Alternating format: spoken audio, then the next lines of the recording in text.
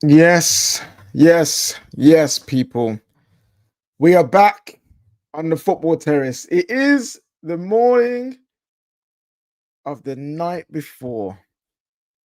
Manchester United got dominated and knocked out of the Carabao Cup by League Two Grimsby Town. By League Two Grimsby Town. And now, Man United, Amorim, the fans, the club are left with the fallout of what has happened from last night. There's so much to talk about. There's so much to go through. We're gonna listen to Amorim and his words. What do they mean? What is he trying to say? Is there a message that he's trying to send to the board, to the fans? The players, are they to blame for what happened? Are they the reason that so many things went wrong today last night? The club, do they know what they're doing? Are they sure that this is the plan that they want to go with? Have they made another mistake with another manager? There's so much to go through. But here on the Football Terrace, we don't just stick to one viewpoint. We let everyone come in and have their say. We listen to everyone's opinions and we discuss them, we debate them, and we go through what is right and what is wrong. So that is what we're going to do today, people. We're going to do that right now. Ruben Amorim is on the brink of being sacked. Is he on the brink of leaving? That is what we're going to talk about today. With everything surrounding Manchester United, I think it's very, very, very important we have this conversation right now, people. So what I need you guys to do is to smash the like button, people, and subscribe to the Football Terrace. Make sure you're liking that. People asking me where Terry is. Terry is going on holiday. Man deserves a break. You know, he's going off with his family. He's going to spend some time. He will be making content while he's out there, though. So stay tuned. We'll have something dropping later today. So we will still see Terry on the channel. He's not gone for a couple of days. We won't see him. We will see him. But for the most part, you're with me, people. You're with me. And today's show is about Ruben Amorim and Manchester United. Hope you are doing well. Hope you are doing well. Thank you to everyone who is viewing the show right now. Thank you to all the viewers from the United stand that may have come over. Welcome to the show. Right, we're going to get right into this now, people. We're going to get right into this now. It's Ruben Amorim's words after the game. Let's see what he's got to say. Well, there are all sorts of emotions around this stadium tonight. I'm wondering how you sum up yours in the end. In the end, for me was worse the beginning. It's not about the result. In the penalties, I was not thinking about the penalties to go to the next stage. I was just I think the way we play, the way we face competition, in one moment that everything is so important. I think the players spoke really loud about what they want today. In what sense? I just, guys, it's really clear. I just want to apologize to our fans, and we'll have a game now, and then we'll have time to think. What was missing? What was the key thing in that first half, especially, that was missing? Everything. You have to have. We need to be proud to go to the pitch. We know that every draw in Premier League is going to be a huge problem. So you came from one draw. We play quite well both games in Premier League. We know that people will get everything in our club. And we come to the game with a 4th division team and we perform like that. I think, again, the players clearly show what they want. You mean they don't want enough? You mean their mentality isn't good enough? I think it's not it's hard to speak. I'm 7 months here talking about the environment or whatever. I think it's more than that. It sounds like you're almost shocked by what you've seen tonight, though. You are not. I'm shocked. I'm shocked because we are in the moment. Everything is like we are in the moment that we make a lot of changes. We try to fight a lot of things, but then when we have these moments, we need to show up. If we don't show up, you can feel it that something has to change, and you are not going to change 22 players again. What about Andre Onana? What's missing for him right now? The goalkeeper. It's not about the goalkeeper. With all due respect, against a 4th division, we have to block everything about the opponent. Andre should touch the ball with his feet if we are in the high level. So again, I don't know what to say anymore to our fans. It's hard to face everything, and that's it. What about those who might say, well, listen, you've changed a lot, you'll change the team, you'll change the players, maybe change the formation, maybe think about changing the formation? It's not about the formation. We play against Arsenal, we play really well the formation. We play against Liverpool, we go to Europa League final in the disaster season with the same system. The system is not important. We can play with 3 defenders, 4 defenders, 5 defenders. That doesn't matter. What matters is that we need to be different, and that is the job of the coach, and you can see that nothing changed. You didn't watch the penalty shootout? The penalty shootout is not important. That is if I'm there like trying to see if we win the game, it doesn't matter. The sign, the beginning of the game, during the game, that's the matter. To go to the next, it was so, if we win this game, it was so unfair for these guys, the opponent. It's so unfair. So today the football was really fair, really fair. Congratulations to them, and we move to the next game, and then we have time to decide things. I appreciate your time. Thank you, guys. And there you have it, people. The words of Ruben Amorim, a man sounding absolutely defeated. We are joined by Terry, though. He's on his way to the holiday, but he thought he would pop in to say hello to everyone before he goes. Terry, the day, it's the morning after the night before. We've had time to sleep on it. You've seen and heard Amorim's comments. Where are you at right now? How are you feeling about the situation? Can you hear me okay? Yeah, we can okay, hear you. cool. Yeah, it's all right. Yeah. First of all, I wanted to come in because I saw the comments getting Terry's bottled it, and no, I'm going away with the family for a few days. Where am I? I'm calmer than last night, but my mind is still in the same place. By the way, no, I'm not driving. I'm in the passenger seat. Like my view is like, I understand all the calls for him to go, and there's a lot of merit to them. The system's at issue. Maybe I see people siding with the players and saying, well, no, I agree with the players not giving their all or not wanting to play the system because I don't like the system. And as much as I understand it, I disagree with it because that sets the precedent that these players in the future, maybe with a manager whose style you like, they could also go, we don't want to do this anymore. I'm equally at a point where keeping him, we may get worse. Sacking him, we may get slightly better for a period of time. I'm more focused on what the plan of action is. It doesn't matter to me the formation. It matters to me that the new manager likes the profiles of players that we've been buying, likes the direction that we're trying to take the club in, and can he get a better tune out of what we have, and with the new players that will come in January, next summer as an example. My biggest fear is changing course. The analogy I'd give you is I feel like United for 13 years have been like a man swimming with one arm. So we've been going around in circles, but we're getting tired and we're progressively starting to sink. We're starting to drown because there's only so long you can continue to do that for. So my biggest fear is not about sacking the manager. It's not about manager in, manager out. I think we're laboring under that kind of illusion that a new manager completely fixes us. I just can't enable myself to be dragged into those conversations for the 8th time in 13 years. Just for us to do, I saw the revisionism last night, KJ. I saw people talking, Ten Hag maybe weren't the problem. We hounded him out. He won us trophies. I remember people having revisionism about Ragnick, about Oli, about Jose. I've seen it every time. So I'm trying to steer clear of those conversations because I think they're too simple. I think they're too basic. I think they're too elementary in that way. We've had bigger issues at the club. And maybe this manager isn't the right guy to see us moving forward.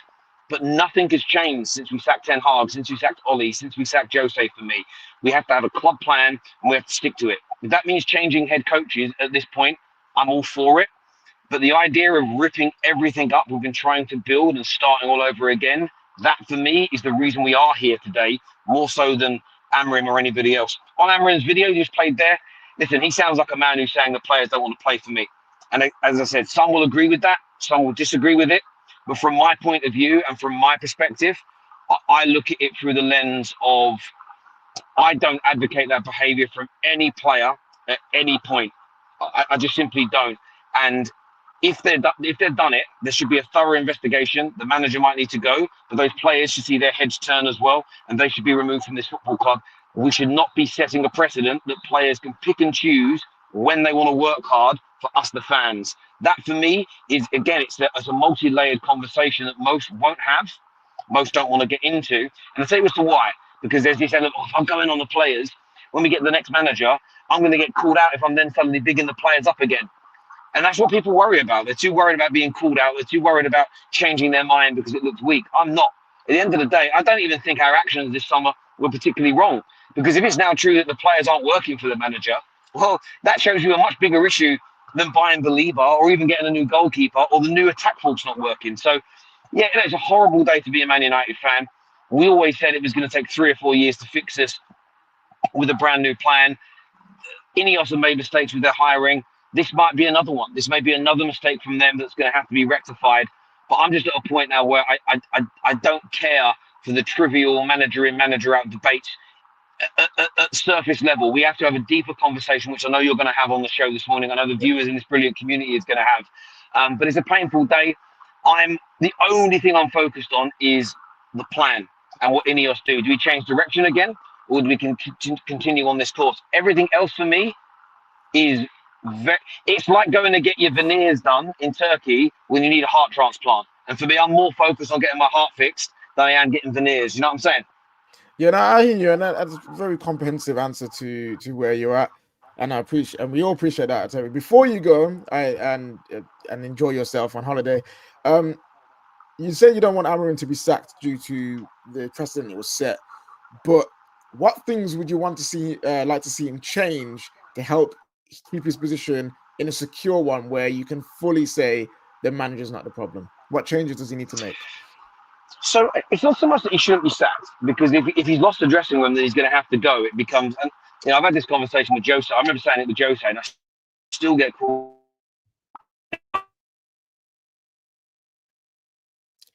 Oh, the signal has gone. He is traveling. UK motorways can have spotty signal. So if Terry comes back, he'll finish the answer. But until then, thank you, Terry, for that. Hopefully you enjoy your time on the road and travel safe, of course. And remember, people, he is not driving.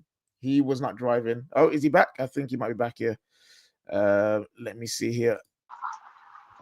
There we go. Yes, sorry, I'm on the motorway. But so it's not so much about sacking him or not. It's about the precedent that if we sack him because he's lost the dressing room, if he's lost the dressing room because the players don't want to play his style of football, the ownership has to be careful of the precedent we set. Because if we're telling the players it's okay for you to not, that opening 30 minutes, I saw people attack Amorim online going, you can't tell me the players didn't work hard. That first 30 minutes, there was no aggression to our play. There was no enthusiasm in our play. There was no press. It was lackadaisical. If we're going to tell the players it's okay to do that because they don't like the coaching style of play, that sets a really bad precedent. So for me, it isn't about just sacking Amorim. It's about what we do. I'm not averse to them going in the dressing room, sacking the manager and saying, you've lost it, you've got to go. But then equally turning around to the players at down tools and saying, by the way, you're out of here as well. You're on the chopping block. We can't have that behaviour. Two things in this instance can be right at once. In terms of the manager changing things, look, I'd like to see him. I'd like to have seen him. You said it last night. I'd like to have seen him change the formation when he made those subs. I'd have liked to have seen him maybe go in a new direction and maybe change the formation. Try and make Grimsby the same as Fulham. Maybe make him think. But there's no point me asking for that, because I think you know as well as I do, the viewers definitely know this, that isn't going to happen. He isn't going to do that. So this is where Ineos have now got to make, this is why I'm focusing on the owners now. And some will say, oh, you've got to go in on the manager more. I've gone in and criticised him enough. I'm looking at the owners. If they back Amorim, then any player that downs tools has got to go. They've got to buy him the players to make the system work. and we as fans are just going to have to buckle in for a long, hard journey ahead. Their decision making now should be our focus. Their direction should be our focus. Because again, I'm not going to have a manager as the sole problem at this football club, because that hasn't been right the last 7 or 8 times, and I hazard a guess it's not going to be right this time as well. Yeah, I agree. I agree with some of your points there. We're going to go through what you said and bring some other people on the show as well. Terry, enjoy your time off with the family. Happy birthday to Freya as well. Look at the kids there talking and that. You can say bye, kids. Bye, guys. Enjoy your holiday. And also, we have confirmed that Terry is a passenger prince. I'm not in the driver's seat. No. Anyone stressing, gonna report me to Keir Starmer or whatever it is you're gonna do. Yeah, I'm the passenger. So. but yeah, enjoy yourself, boss, and we'll see you back on. I'm gonna let you remove me because I don't want to press the end button like you did. So I'm gonna let you remove me. Yeah. All right, catch you later, man. Catch you later. Ah, wonderful. Yes, okay. You know what? Terry said some good things there. I do believe that the culture in the club can't be revolved around players' feelings, right? If the players decide to down tools, they can do it at any point, and we just sack a manager because that's what they say. We don't raise our kids that way, so we can't treat the footballers that way either. You know what I mean? There still has to be ground rules. There still has to be a level of, when I say standards, I'm not talking standards FC. I'm talking about standards of professionalism, where you have to always perform at your best. You can have off days, but you can't be seen to be down in tools. You can't be seen to always just be huffing and puffing. You can't just seem to be like, well, I can't be bothered to do this, so screw him. We're just not going to try and get him sacked. But that can't run at Manchester United. I agree with that. I agree that Manchester United's problem isn't Amorim. It's not Amorim goes and we're fixed. It's not Amorim is the sole problem of Manchester United's downfall. It's not that. Because we said that, people said that about Oli. It wasn't Oli. People said that about Ten Hag. It wasn't Ten Hag. People said about Jose. It wasn't Jose. The manager in itself is not the sole problem at Manchester United. They can contribute to it. And all the managers that have gone before Amorim and Amorim himself have contributed to the problems of the club. I'm not disputing that. There are different reasons why they contribute to problems, but they contributed. But for people to sit there and say he is the problem, he is the main problem, I don't agree with. I think there's issues with the system that I don't even think is necessarily formation based. The system being 3-4-3 is not the issue. It could be 3-4-3, it could be 4-3-3, it could be 4-2-3-1, it could be 6-1-5. I don't care. That's not the issue. The formation isn't the issue. It's the roles and jobs and tasks that the players have been asked to do. That's where I have an issue. So if he tweaked it with the 4-3, with the 3-4-3 or the 3-4-2-1, and we see different roles being asked of different players, maybe players covering different spaces, asked to do different jobs, I'm okay. Because guess what? It's not about the formation. It's about how the players play. So there are things that Amorim needs to change in that sense. I do believe that. But again, he's not the sole problem. We can look at the players. We can look at the players because we've said it many times before. League 2, National League, League 1, and maybe even some parts of the Championship, like lower down at the bottom. A Premier League team at the size of Man United, with the money that we spend, with the players that we have, shouldn't need a manager, shouldn't need a system, shouldn't need certain things to be perfect to win and beat these teams. That's a fact. You don't be one of the best teams in the country and then you lose to, I don't know, you lose to Grimsby and say, oh, it's because the system isn't perfect. No, bruv, like, you guys should be able to organize yourselves against these kind of teams, because you know what they're going to come with. They're going to come with hard work. They're going to come with low block. They're going to come with intensity and pressure and physicality. You know what they're going to bring. So you should be able to deal with that as professional footballers. So there are things that the players need to take accountability of. Like Onana. How can anyone sit there and say Onana being crap is the manager's fault? The manager is at fault for picking him. He is at fault for picking him. I agree with that. But even if you pick him, there's no excuse for him for not being able to save a near post shot. There's no excuse for him for flapping at a corner and making it easy for the attackers of the opposition team to score goals. There's no excuse. So getting your hands to 5 or 6 penalties and only saving one. Do you understand how insane that is? He got his hand to the ball 5 to 6 times, and he only saved one of those goals. He palmed it into the net 3 to 4 times. How is that possible? No manager can sort that. You know, like, no manager can fix that. The only way they can sort that out is either selling him or not picking him. That's where the not picking him is the fault of the manager. Selling him is the fault of the club. But the player itself, he needs to think about what he's doing on the pitch. He needs to think about what he's doing on the pitch. Ahmad had a terrible game. Cunha didn't have a good game. Ugarte had a terrible game. Maguire, yes, he scored, but also getting dominated by their second choice striker. How are you getting physically dominated by the second choice striker of a League 2 team? It's crazy. It's crazy. These players have got a lot to answer for. And I feel for the Mbumos, I feel for the Cunhas and the Seshkos, because they just got here. And now they're being lumped in with the same man that been doing this for years. But it's not all just the players.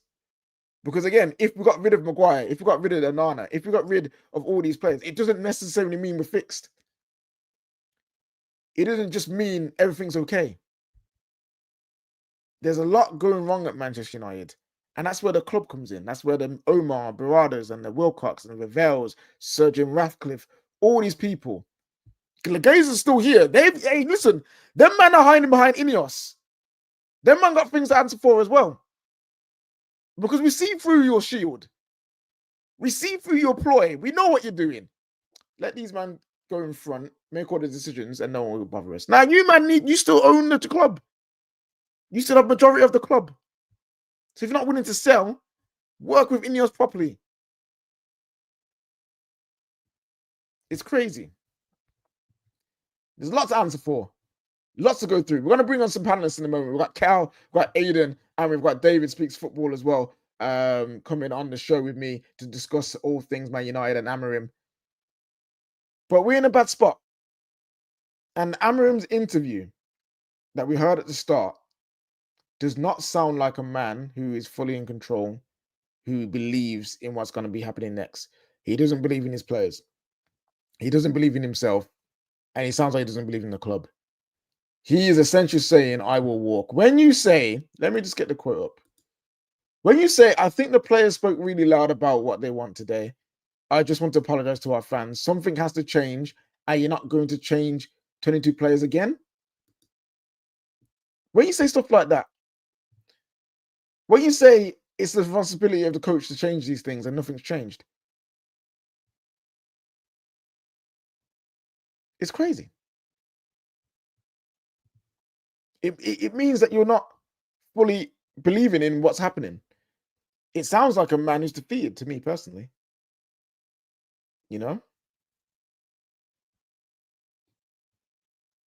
It's not a good look for Amorim.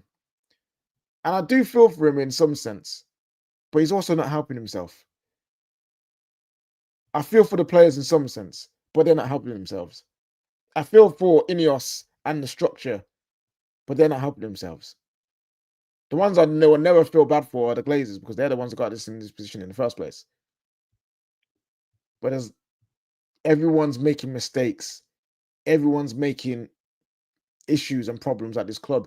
It's about where do you start? You can highlight them all, but where do you start? Here we go. We got some super chats here before bringing people out. We got some comments here as well. Twisted Baba, are you angry or sad? I am more sad than I am angry, and I'm more confused. But what does the club want to do? You know, where do we want to go? Because for me, from what I'm seeing, I don't think they fully planned for what Amorim was trying to do, or what Amorim meant would happen, which is big overhaul, massive adaptation needs to be made in terms of the playing style. I don't think they've fully planned for that, because if they did, why has the academy not changed to play three at the back, not changed to play the system that Amorim plays? Why are the players we buy in not as specialist for this kind of system way of playing? We've bought multifunctional, multi-system players. Why is that? You know, why is that? And that's because I don't think they've fully settled on how they want to play. They panicked with keeping Ten Hag.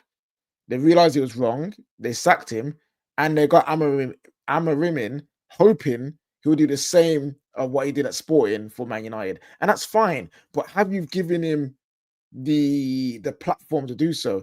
Is the structure in the right place for that to happen? Are you really aligned with what's going on with the playing style and with what you want as a club? That is where my worry is. That's where I'm sad, because it's been 12 years since we last won the league, 12 years since Fergie left, and we're still adrift.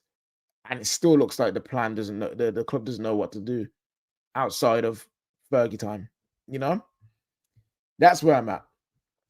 Let's go to some of your super chats, people. Thank you for everyone who's watching the show. Make sure you like and subscribe to the Football Terrace. Ginger Bish says coaches are to blame, players are to blame, owners are to blame. I'm walking in from Amorim. I'm saving my career. Relegation or full sale needed. Maybe that's what it is. Maybe that's what it is. Maybe we need the biggest reset we've ever seen at a football club, where everything's gone. The ownership's gone, players get sold, managers gone, and we start again from ground zero. Hey, listen, a few months ago I said fold the club. Maybe that's what it is. Fold the club. Maybe we're just better off. We're just not even trying anymore, because it's dire. It is dire. If you ain't got a plan, what's the point? But yeah, no, it's not an easy thing managing Manchester United. It's not an easy thing playing for Man United, owning Man United. It's not easy. The quality of players United has, you compete Grimsby with me as the manager. This is on the players, not the manager, not tactics, not formations. Ramazan, I can't disagree. The players have a lot to account for. The players have a lot to answer for. They shouldn't need a manager or coach to beat these teams. They shouldn't. But the only issue is, the way that Grimsby beat us is the same way I've seen other teams beat us. So it's not like they did a smash and grab where we were peppering their goal and they scored a worldie or a lucky corner and we just couldn't break them down and the players gave up. They beat us by pressing us high. They beat us by outstrengthening us in midfield. They beat us by playing better football. That's when I look at the managers like, how is a League Two team using the same tactics and same solutions for our issues like the Premier League, like some teams in Europe? Why is that? If it was a completely different way of losing, I would be 100% on the players. But when I'm seeing the same way we lose, that's when I've got to look, is the playing style an issue here? Because League Two Grimsby should not be using the same tactics that Fulham use to beat you. That shouldn't be the case. It should be an off day. It should be backs against the wall, just a masterclass of effort and passion and desire, and they win by a lucky goal or they win by a worldie. Not the same systematical way that every team can beat us. There's still issues in the playing system, but you are correct. Even with those issues, the players should still stand up and be counted and beat Grimsby. You can't have Delict and Sesko faffing around in front of the net just to spoon it over the bar. What are we doing here? What are we doing here, man? Every Oppo fan wants us to keep him. Think on that. That's true. There's sometimes a lot to be said in rivals and their reactions. If they really want him, if they want him to stay, is there something that Man United are missing? You thought if you thought a player's attitude was like that, you'd want him gone. Why isn't the same applied to the manager? Sounds like it's given up. That's a fair point. People have a big issue with him hiding during the penalty shootout. If you're a player, seeing your manager seemingly cower away against Grimsby, is that going to instill confidence? If we say players are not allowed to give up, if we say players are not allowed to down tools, is Amorim down in tools? Is that what's going on? That's a fair point. I'm open to anything, but guys, I'm open to most things. I want to hear your opinions. This is why we do this. I want to hear your opinions and hear what you got to say. Club reset, only thing that fixes this. Full sale. Gingerbish again. Fair enough. Krishna says, do you think the board should come out and say, if you don't want to play for the manager, you're out of the club? Yeah, they could. And they should. You know, we still need to make sure these players aren't down in tools. I think I can forgive players if they're given their role and the system and the tactics don't work. I can forgive that because you're just trying. But if there are players who have already said, I'm not doing this no more, yes, they should be called out. Yes, they should be highlighted. And yes, they should be booted out if they don't want to play. Luke Skywalker here saying to smash the like button. Please do that for us, people. And D King, KJ, Thomas Frank in-game management is better than Amorim's. Yeah, look, he is right now because Frank will change during the game. Amorim fails to do so. Right, we're going to bring in some members now. We're going to bring in some panelists now, guys. Remember to smash the like button and share this out to all the people not watching. We'll come back to your comments in a moment. We've got Cal, who's a gooner. We have Aiden and we have David. Both Young United fans join me as well. I will put the link into the comment section too, so you guys can have your say. But we're here again. We've got Aiden. We've got David. We're here again as Man United fans. Whatever hope you had during preseason is now clearly fully gone. I'm going to go Aiden first because David, I think people know where you stand on these things. But you know what I'm saying? Aiden, there's so much to talk about. Let's talk about Amorim. Let's go back. Should he walk? Should Amorim walk away? And is this a Amorim issue? Or is there something deeper going on with what's going on at United? I think if Amorim feels like there's no hope, he will walk because we saw it. He had a decision if he was going to walk during the end of last season, and he decided to stay. So obviously he was given encouragement, but I think it's not so much the manager. It's about the club as a whole, meaning because we've seen it over multiple different managers. Every time the manager isn't working. If the players, it's always been player power. The players have still got that power. There was talking at the end of last season about the whole club players need to go. We need a whole clear out. We haven't really had a clear out. If you look at the players who played last night, most of them were either starting or on that bench for that Europa League final. That Europa League final was one of our worst performances in God knows how long, and that's a final. If they can't get for a final, how do you expect them to get up against Grimsby in the Carabao Cup? It's got to the point where I'm done blaming the manager. Even if it is the manager, we might just need to keep Amorim in to get the players who don't want to work for a manager. It's not so much the manager, it's about the whole culture of the club, because the thing is, the players seem like they have so much power, and it's just the recurrence of it happening over and over again. So it's not so much the manager, it's about seeing what players will fight for, whichever manager, whichever system. They need to fight for the club realistically, because like you said earlier on, we've got players in who are multifunctional.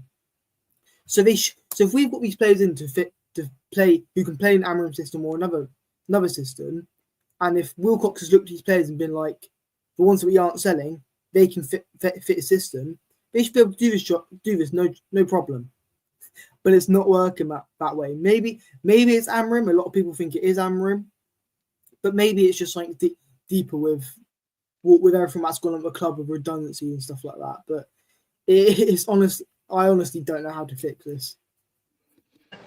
David, my friends, obviously you're one of our more realistic Man United fan. Let's say that we are. KJ, you're trying to be nice to me. I like no, it. listen, but I don't think necessarily you're wrong by everything you say. People might call you negative, but there's different points of view on everything, right? Yeah. So, but Aiden there saying it's mainly on the players that we have. We haven't had a proper clear out, and until that happens, maybe it doesn't matter who we bring in. Each manager will fail. Do you agree with that? Do you think maybe the players are more the issue than the manager at this point? Look, I'll be short and sweet because I've got to get back to work. But I saw that interview yesterday and you replayed it at the start of this show, right? I don't think we need to have a conversation about Amorim or the players. I think our conversation now should be who the next manager is.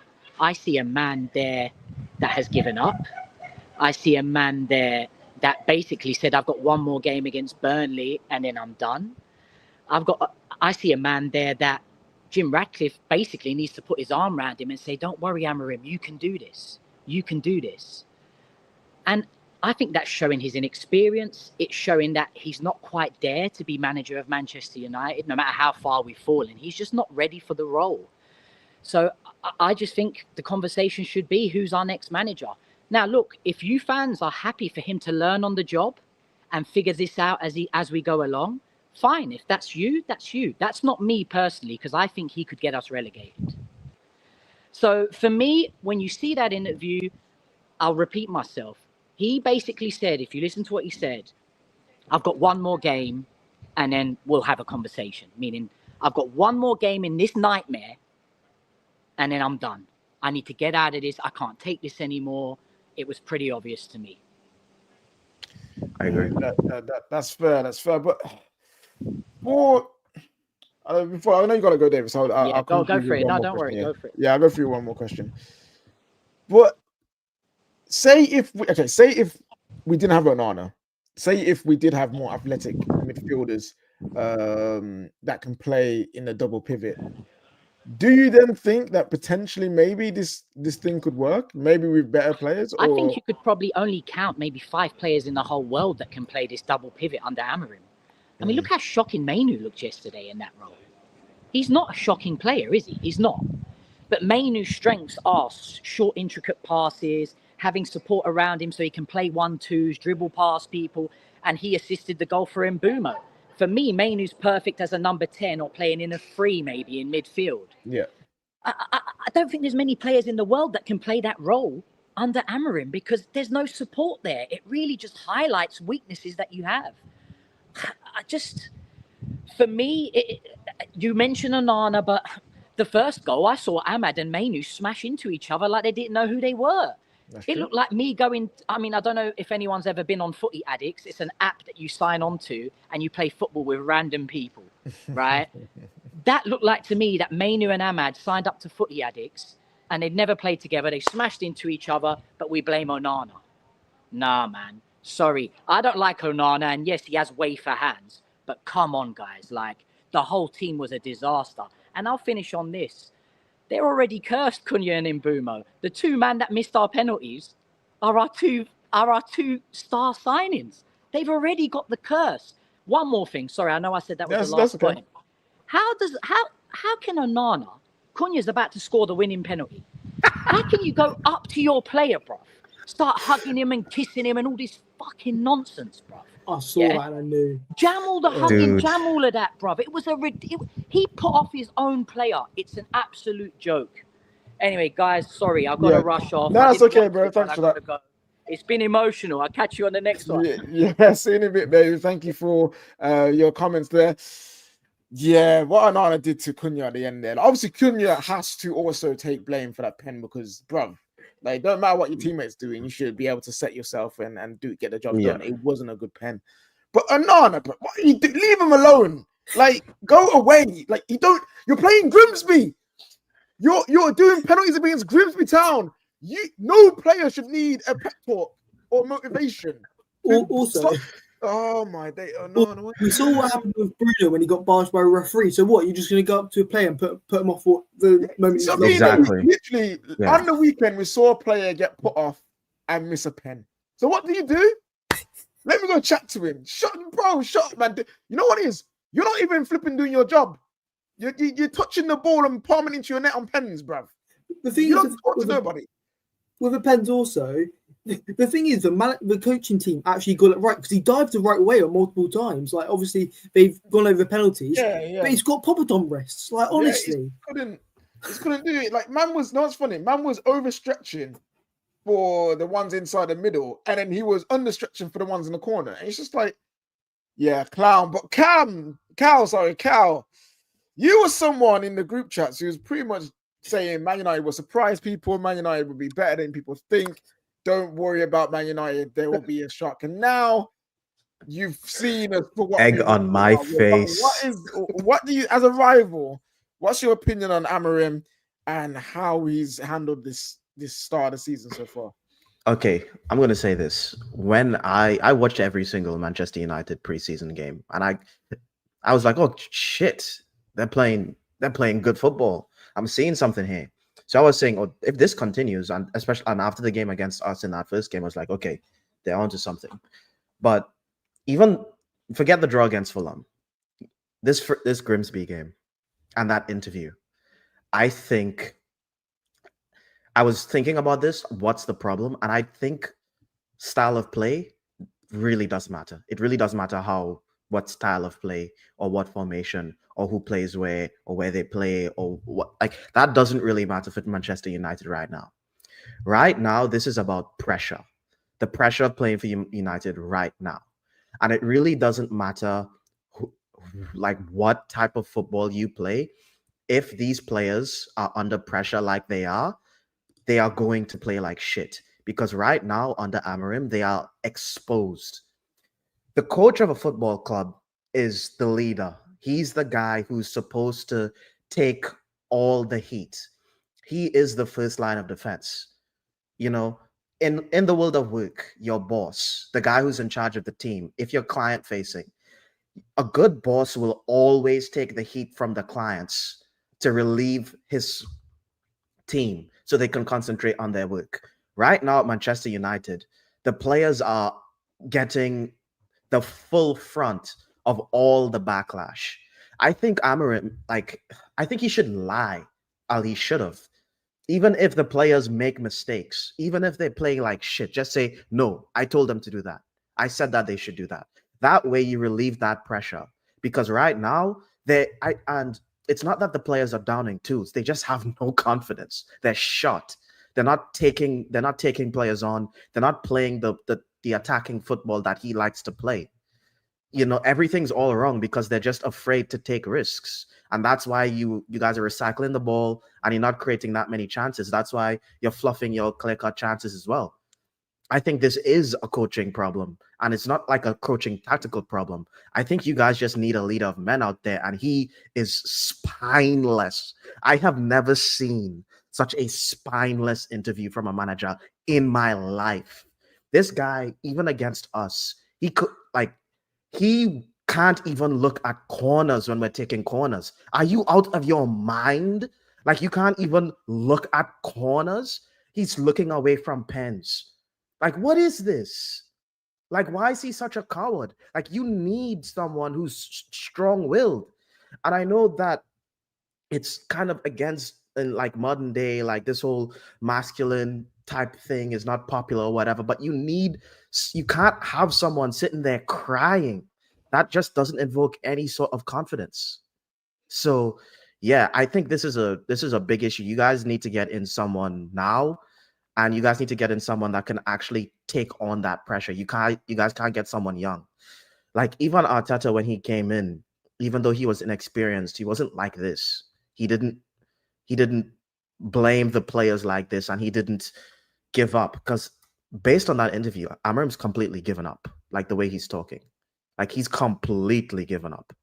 Yeah, that is a worry. That is concern. I remember, I think it's Ron Atkinson we had at Manchester United. I think that was even before. I think he was the one before Fergie, I believe. I might got that wrong, but we had a manager essentially. He was doing all right, but he didn't believe in himself to do the job properly. And I think he ended up either walked away or things went wrong, and he ended up not being the Man United manager anymore. But that was more down to him and how he believed in himself, and he didn't believe himself enough. If you've got a manager who's short of confidence, how can you expect the players to have confidence? Like, it's especially that doing this new style of play, you're trying to introduce new ideas, and you don't even believe in your own damn ideas. Like, I can't. Yes, the players are at fault for not, executing, but at a certain point, if that manager doesn't even believe in his own ideas, you're going to get moments like in Boomer where he's just dribbling past players and shooting because but that's the all thing they is, have. he does Amorim believe in his believes. ideas. He believes in his ideas, but the problem is, it's like when it's going wrong, he doesn't know why his ideas are going wrong. He's literally like, but wait, what is going on here? And obviously, in sporting. you look at the squad. I was like, well, I've done this before. It's worked every time. It must be the players, and that's a fair assessment, right? That is a fair assessment. But then also you have to look at it as, all right, cool. But what are you coming up against? What country are you playing in? Because we play a completely different way to how they're playing in Portugal. We know different countries, different leagues have different ways of playing. Spain are known for their possession game. Germany known for their transition game. Italy known for their defensive game.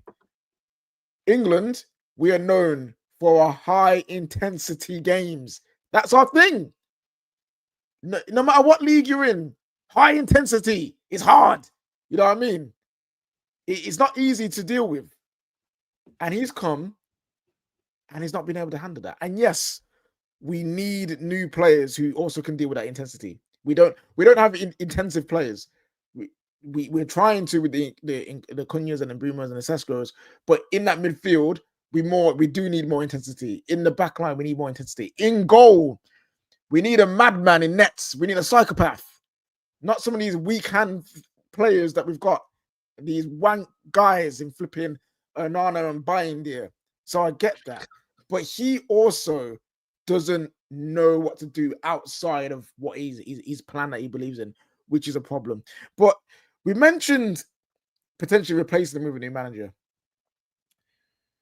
Aiden, do you have any faith that Ineos and the Glazers know who to get next, what they want to do going forward? Because that's a big question right now is, okay, cool, Amorim doesn't work out, you sack him, fine. But what do you do next? Because do you continue on signing players that you've signed, the kind of profile you want? Or you're going to go, actually, no, we're going to play, I don't know, want to play more defensive football. So we need players that can sit in and play on the counter. But do we have the players to do that? Do we have the players to do possession? Higher possession, higher passing, higher volume passing. Where do you sit with the likes of Wilcox, Barada, Sir Jim, Ineos, and the Glazers being able to find a vision for the club and then also find a manager that can suit that? First of all, Glazers aren't in that conversation. Glazers don't know what's going on at this club, to be honest. But it's not. I think whichever. Obviously, if we decide to get with Amorim or with Walks, I don't think any top coach will come in and change anything. If anyone thinks a manager comes in and changes this situation, you're completely wrong. The manager who goes in is going to be in a bad position no matter what. So even if we get rid of Amorim, everyone needs to have patience with a new coach because we've seen it. We need to have patience if a new coach comes in. But I would have liked Thomas Frank, but obviously he's on Spurs. Not many managers are available right now, but I think Indy posted an exclusive that apparently Glasner and Iola would come out. And apparently Glasner would be open, but I don't see it. Like the thing is, I get with a Prem proven thing, but to be honest, I can't see who comes in and does a job. Obviously it's hard to. As a United fan, it's hard to see where we go from this because we get rid of Amorim. It shows we just spent a whole summer backing him. Now with the last few days to get because we won't get a manager in before the end of the window. It'll be in the international break, so we'd have had a transfer window with a different manager. New manager has to come in, work with what he's given. Same as what happened with Amorim when we got him in. But like you asked, I can't see who we get from it because every manager we've tried every situation. We tried Ollie, the past player. We've tried Amorim, the new upcoming coach who tried Ten Hag, the coach who did good in another league. The best thing is obviously probably just going for a brute. We also tried the Mourinho thing, the brute manager who doesn't care what anyone thinks. Yeah. I don't see where we go from. Maybe we just have to get Diego Simeone or Sean, maybe even Sean Dyche. But the Sean Dyche 4-4-2. So the temperament thing of the manager is something that can be discussed, but that for me, the temperament doesn't matter if that manager plays a football that you don't agree with. Like when I say I don't agree with, I'm not talking about us fans. I'm talking about the club. So if you want to play possession-based football, as much as we need a Simeone, don't get Simeone.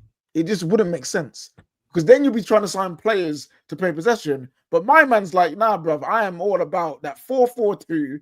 Be pragmatic, be defensively sound, and we hit on the counter and we win games. That wouldn't make sense. My biggest issue is that the club really need to lay out what is their plan for the style of football they want to play. Like, and then go from there. Because again, if it is Amorim and Amorim's style is what they want, okay, cool. Then help him make it work. Go get the players that make it work then. You know what I mean? Like, do something. Because if this is what you want, you are also now culpable of it not working. You know? It's a difficult spot to be in right now. I've got some super chats to go through and some comments that we can discuss as well. Guys, you guys have been brilliant throughout the show. Keep it up, people. Keep it up. Gaz here says, player power is a myth. As at any club, the player always has the power. Man United aren't special. Look at Isaac. You have to work with the players you have. That is true. Real Madrid obviously is the one that people use. Like, them man will turn on a manager in no time. They will sack a manager in no time. Lopetegui played, 4 games? And he was gone? You know what I mean? Like, they don't care. But the difference is like they have their plan. Granted, being one of the best teams in the country and having almost a duopoly with Barcelona of the best players and being at the top all the time, that also helps. But then Real Madrid, they know what they want to do. So it's easy to just be like, right, cool, you're not fulfilling that. Boom, this guy, you do it. And these are the players that fit what we want to do. You have to make it work. It's easier to do that when you've got that. Man, you know, we're not there yet. We haven't built ours yet. Aiden, don't do that. Amorim could have changed system in game.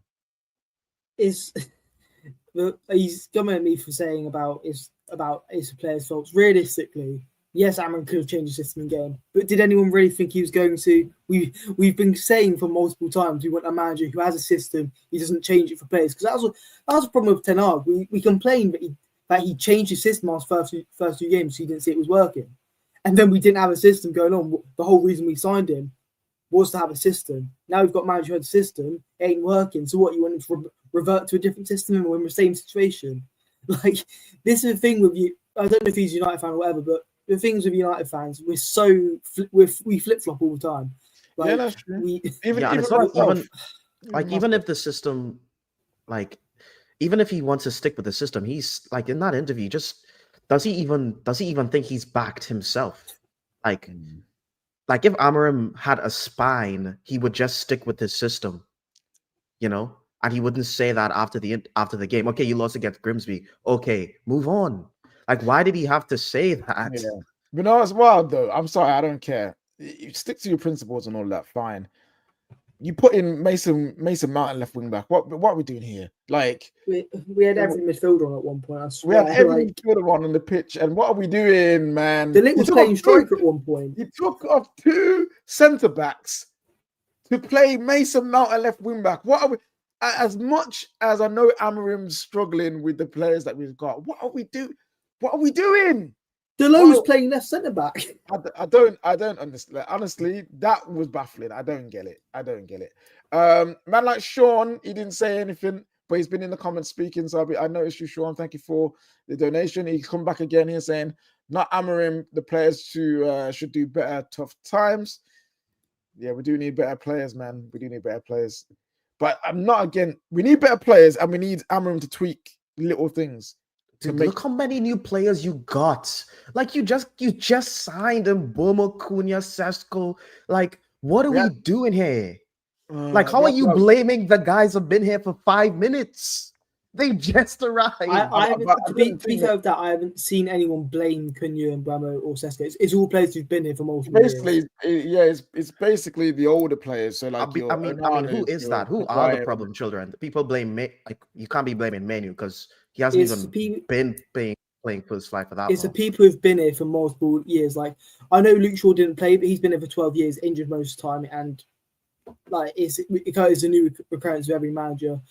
Casemiro, he's too old. Like it's players like that who can't play certain systems or certain. Yeah, but Question, Bruno didn't even play in the first half. You guys were down. Like, what's happening?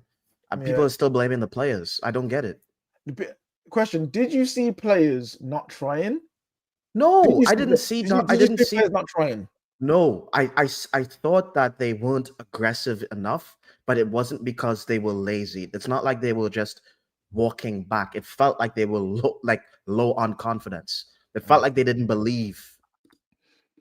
And I think that's a difference. I think there's a very strong difference between downing tools and the players like losing confidence in the game. I think that's what I think. Then that goes to it's down to players with not having right mentality, which has been a problem at United over the past few years. The players, as soon as we go 1-0 down, we're done. Like we saw it a lot in the last few seasons. The players don't have a right mentality to when we go 1-0 behind to then fix up and be able to come back from that.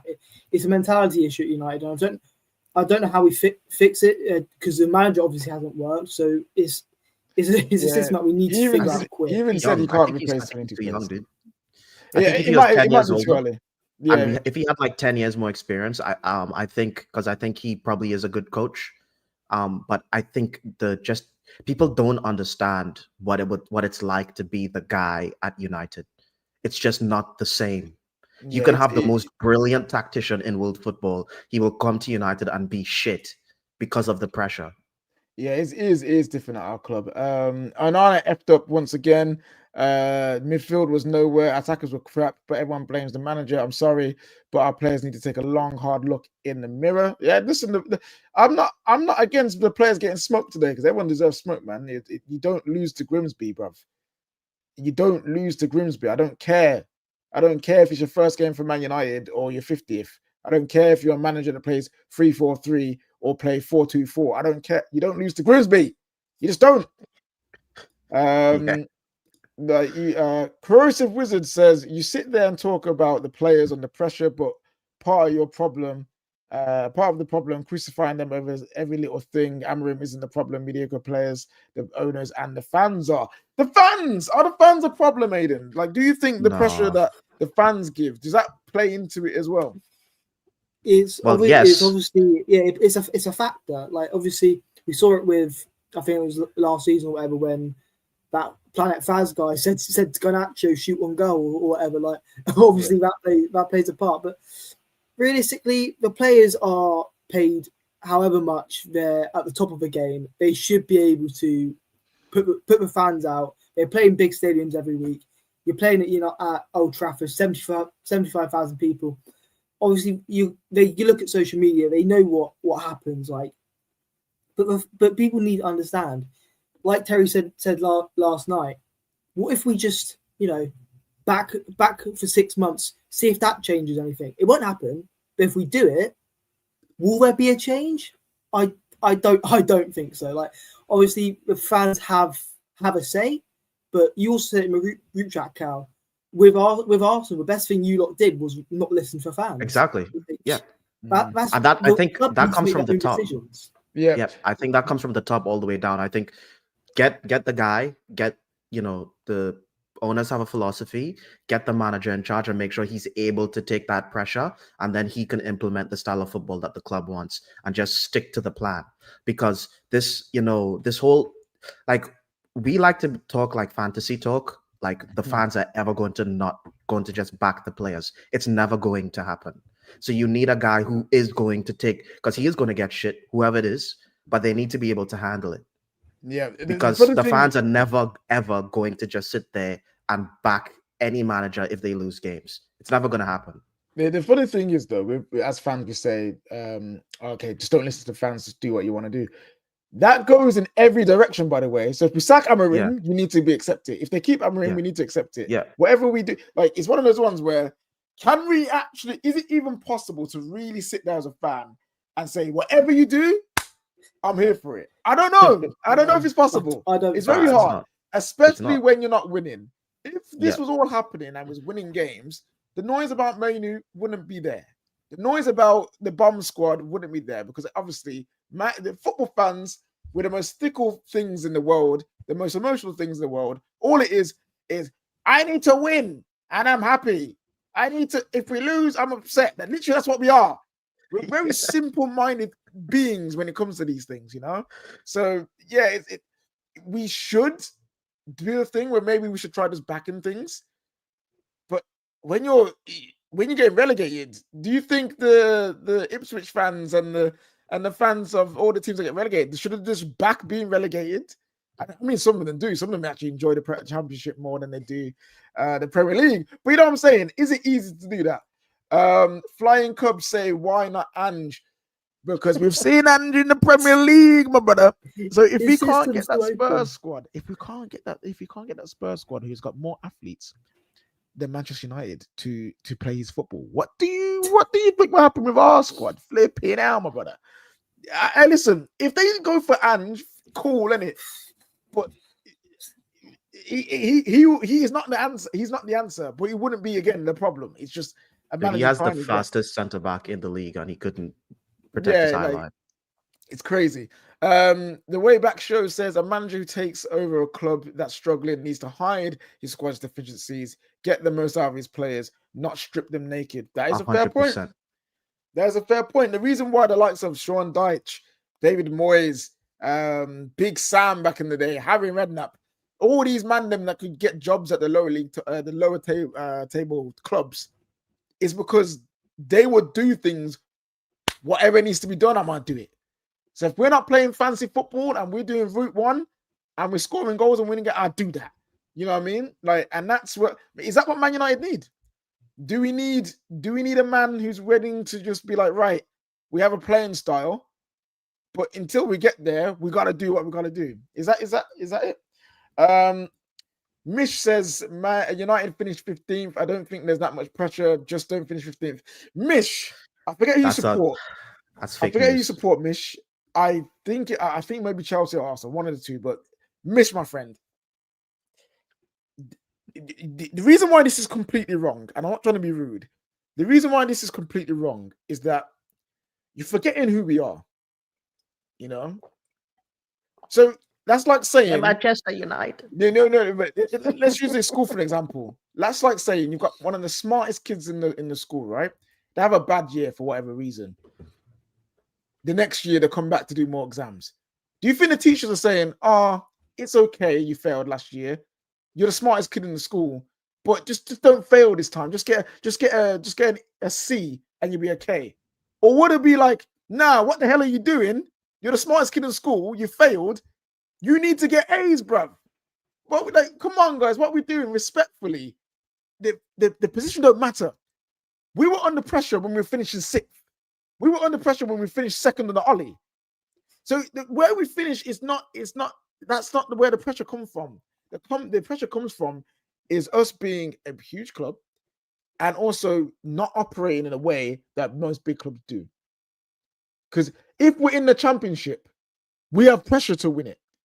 If we're in League One, we have pressure. It's not, because you're in League One, your name's Man United, but it doesn't matter. No, there will always be pressure. There'll always be pressure. It may be different, a different pressure to winning the league. It might be a different pressure to getting Champions League, but it's pressure nevertheless. And Man United's pressure is its own individual thing. Liverpool's got pressure. Chelsea got pressure. I'm not saying no team's got pressure. Everyone's got pressure, but everyone's pressure is different. Chelsea's pressure, for example, if they're not out there buying the best players, the pressure is on the club. You saw what happened. They had pressure on that club when they weren't buying the best players, when they weren't buying the best players of big names for the first part of under Todd Bowley. They were under pressure because it's not Chelsea. Chelsea go out there, buy the best players, have some of the best young players, and you go and win trophies. That's their pressure. Yeah, but they had the spine to stick with the plan, Yeah, and they had a plan, the plan. But what I'm saying, even though is we their couldn't see it. their pressure is there though. They have their pressure. Their pressure is different. Mm. Everyone's pressure is different. You know. Mish, what you say here? You guys were here. You guys are aware we were 2 years ago on the Potter. No, 0 standards, 0 confidence. Poch had 0 pressure. He just had to finish not 12th and re-establish standards. I think that's what Man United need. Now, if you're saying we don't need pressure and we just need it, I understand that. But we're always going to have that. And how we manage that is I don't know how we do that. I'm The gonna thing be honest is, with you, I don't know. we finished 15th last. Like they finished 12th, had no pressure. We finished 15th. People are still expecting us to finish in European places. Yeah, people saying top 5. Yeah, It make sense, people. Honestly. Last night was a team effort. They had a collective head loss, the team and the coach. Louis, you're exactly right. Yep. Everybody deserves smoke for yesterday, not just one set of people. Wilcox and Barada are frauds as well. This is in question. This is in the balance. What do they do next? Because they're supposed to be the guys setting the path for the football club in the long term. They've just got here. This is their first summer together as a collective. So that is yet to be seen. Are they though? Yeah. Are they though? Yeah. Because they've, they brought Amorim in. Even he had a really horrendous season. People wanted him sacked. They didn't sack him. They didn't give in. They spent 200 million getting him the players that he wanted, and he's now having a disaster class at the start of the season.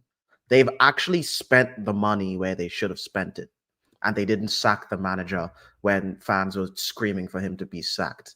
So, are they in the wrong? We'll see. They've got. I've always said, give a new ownership, a new structure, 3 to 4 years to really find out who they are and what they're about. This is their. I'm not going to say it's their first year together, so it's that we start from here. No, they've had some time last year, so this is going in. This is their second year as a collective. They've got to show some results on the pitch. But I'm not going to sit here and say they are frauds right now when in my eyes, they have time to turn things around. Man United fans are too patient. That's a different point of view from Twisted Baba there. Okay, we're going to go online. We're too impatient, if anything. Listen, we're all over the place, mate. That's what we are. We're going to go to some quick calls before we end the stream. We've got Zach and we have man like Annie, my brother. We're going to Annie first. How you doing, my friend? Bro, long time. Just out here in Wales, man. It's not too bad. Listen, I wish I was outside, not talking about Man United right brother, now. No, brother. There's more United and Liverpool fans up here than there are any other fans, so it's just as bad. Fair enough. All right, Annie, what are you here to say, bro? Ruben Amorim, Manchester United, disastrous start. Bro, where do I start, man? Like, I'll be really, really honest. Like, it's not looking good. And I wanted him gone after Europa League because it was just terrible. And you can't sit there. Do you know what? Let's just start with this. We all watched that Arsenal game and was like, okay, they might have learned something. Maybe there's a bit of hope. They might have figured out something. Then you watch the Fulham game, and then you watch what happened yesterday, and you're starting to think, how do you go from showing promising signs in the Arsenal game to then serving up that 2 games later? Like, where is your pride as a professional to go, all right, we're going to at least, even if the formation and tactics is not working, we're going to try and at least make sure that we don't lose to Grimsby. Like, imagine going ban for ban with Grimsby Town on a Wednesday night. Like, nasty work. Like, what? Horrendous What? work. That's horrendous. Like, are you telling me that you as a professional can't get yourself up to play Grimsby Town? Like, big Man United in 2025. I think people still think this is 2008 and Ferguson is still here. Like, some people need to let go. Let go. It's not Ferguson era anymore. This is Man United in 2025. We don't have that juice. We don't have that clout. Let it go and just United need to figure out what they're doing. They seriously need to figure out what they're doing because fundamentally something is wrong. It cannot just be the manager's crap or it's just the players. Like something somewhere. Like I don't know if someone banged Judge on United somewhere for It's the Oi. judge. because who is it? My friends that I haven't seen in about 6 months, all Arsenal fans, decided to call me yesterday. I was like, where were you lot 6 months ago? Yeah, Like, yeah. it's only now you want to call me when you know I'm not even there, but it's fine. Don't worry. It's them. We ruined too many people's childhoods. Like, get over it. Move on. Like, but still, it is what it is. Like, it's just disappointing that that's what they served up yesterday. And I don't know where they go from here. Because to be honest, it's like Terry says, if you sack a manager, it's been the same with Ole, with Ten Hag, with LBG, Mourinho. Like, you can keep sacking and sacking and sacking, and then at some point you're just gonna be like, okay, it can't just be the managers anymore, like because Yeah, the but players. there's another thing of we could keep him, and No, again, I don't want him here. Yeah, I don't want him here. But I mean, we could keep him. Yeah, that's, and, you guys in such a and if he terrible finishes position, 15th man. again, what we doing? Like, do we just keep him to keep him? Like, I don't know. This is what I mean. You're right. You know, Annie, you're right. Someone bang Judge. Someone must Judge. have. It has Someone. to be. It has to be that. Maybe, No, because do you know who I saw? It was some guy on another track. Oh, what's his name? Football Fans Tribe. Them that were doing prayers and praying like proper, like speaking tongues, KJ. Like they were proper doing that for United to lose to Grimsby when it happened. And I was just here like, nah, you man, we really hurt you, man. There's no way you lot put this energy into it. Ever since that advert came out of Roy Keane saying "You're a devil, are you?" It's been done. It's been done 6 months. Since that, it's been done. KJ were cooked, man. The skeptics as religious God-fearing were cooked, man. Like when that advert came out, man, I had to do a Ballers and God podcast and be like, guys, like this is mad. This is crazy.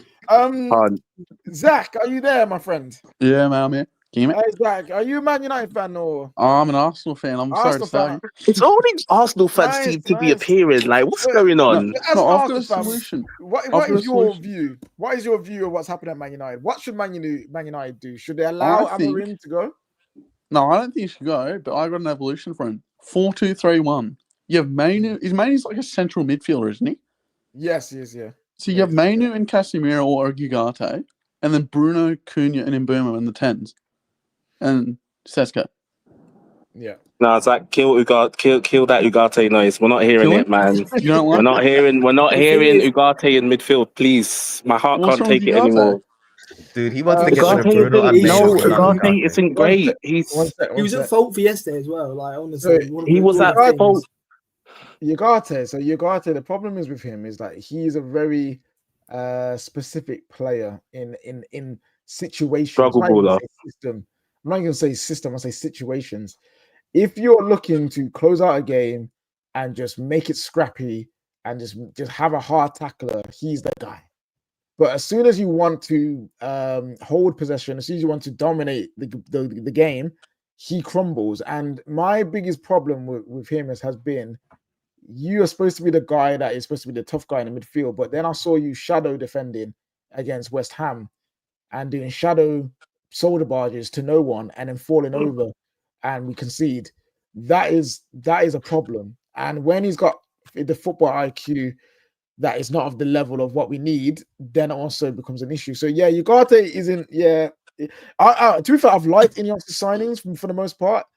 Ugarte is the one I say, it's a dud. They have got that completely wrong, unfortunately. Also, yeah. So why is Sesko taking pen number 10? Do you have no confidence in him? I heard. Apparently, he wanted to. I heard he wants to take. No. I heard he wanted to take earlier on. Yeah, apparently. I heard that. I heard someone saw the pen kick takers, and someone purposely put his name there. That's. I'm not saying it's confirmed. That's what I heard. That's what I heard. Sabotage. That is what I heard. Sabotage.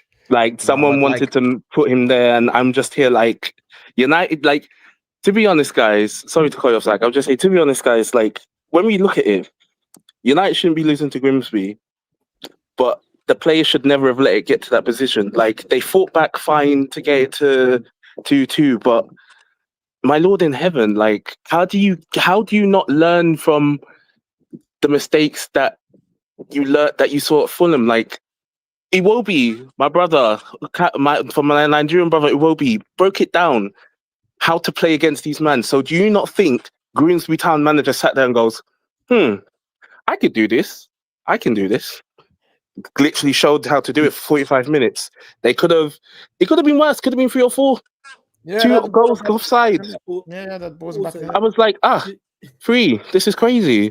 It should have been 3-0, by the way, because that Should have goal been 4. Should have been 4. Yeah. One of their goals should have been disallowed with a handball. So it's like, Yeah.